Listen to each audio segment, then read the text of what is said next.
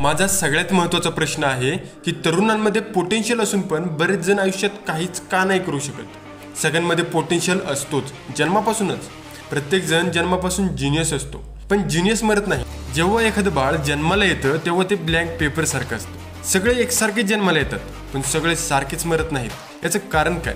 आज आपण हेच बघणार आहोत की लोकांमध्ये पोटेन्शियल असूनही लोक ग्रेट का नाही बनत। मित्रांनो, आज एक फॉर्म्युला मी तुम्हाला सांगतो। हा फॉर्म्युला तुमची लाईफ चेंज करू शकतो। फॉर्म्युला खूप सिंपल आहे, नोट करून घ्या। फॉर्म्युला आहे process plus potential is equal to greatness.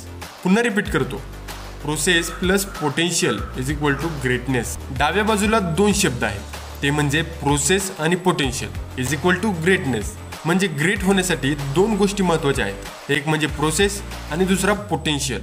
आणि पोटेन्शियल जन्मापासूनच सगळ्यांमध्ये सेम असतं। एका गोष्टीचा प्रॉब्लेम आहे, तो म्हणजे प्रोसेस।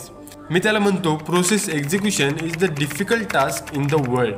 म्हणूनच पोटेन्शियल असूनही लोक ग्रेट नाही, कारण ते प्रोसेस एक्झिक्युशन नाही करत। एका उदाहरणावरून समजून घेऊया। एका वर्गातील 40 विद्यार्थ्यांना शिक्षक 2 गणिते घरी सोडवायला सांगतात। मला सांगा, ते 40 जण गणिते सोडवू शकतात का? हो, नक्की, त्यांच्यात पोटेन्शियल आहे, पण ते 40 विद्यार्थी गणिते सोडवतील का? इथेच प्रॉब्लेम आहे। शिक्षकांना माहीत असतं की एका वर्गातील 40च्या 40 विद्यार्थी ग्रेट होऊ शकतात, पण ते 40च्या 40 विद्यार्थी ग्रेट होणार नाहीत। 40 विद्यार्थी ते 2 गणिते सोडवू शकतात का? हो, सोडवू शकतात, पण ते सोडवतील का? इथे डाऊट आहे। याला मी म्हणतो प्रोसेस एक्झिक्युशन। सगळे करू शकतात पण करणार नाही। प्रोसेस एक्झिक्युशनचा खूप मोठा फेल्युअर आहे। आणखी एक उदाहरण आहे का?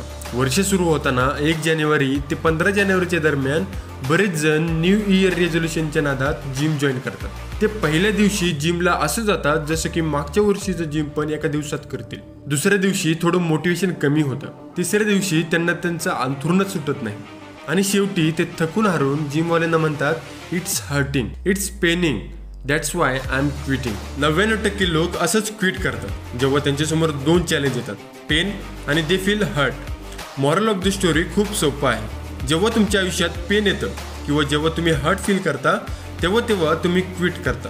मित्रांनो, हे क्विट करण्याचे सिग्नल नाही आहेत। जेव्हा पण तुम्हाला पेन होईल तेव्हा समजून जा की प्रकृतीने तुम्हाला निवडलेलं आहे ती सहन करायला।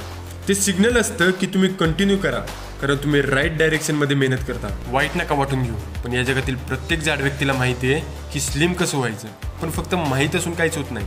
इथे एक शब्द अडकतो, प्रोसेस एक्झिक्युशनचा। Cigarette smoking is injurious to health, सगळ्यांना माहिती आहे, बट स्टील पीपल स्मोक। तर माहीत असून काय फायदा? नेमकं अडकतंय कुठे?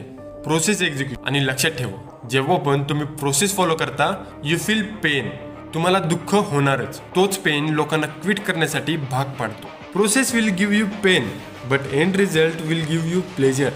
त्यामुळे या गोष्टीला नेहमी ध्यानात ठेवा, process execution is most important. म्हणूनच लोक पोटेन्शियलच्या कमतरतेमुळे फेल नाही होत, तर प्रोसेस एक्झिक्युशनच्या अभावामुळे फेल होतात। 99% लोक सुरू करतात परंतु ते कंप्लीट नाही करत। तर आजपासून एक रिझोल्युशन बनवा की मी जे सुरू करेन त्याच्याने कधीच ग्रेट नाही होणार। ग्रेट तेव्हाच होईल जेव्हा ते कंप्लीट करेन।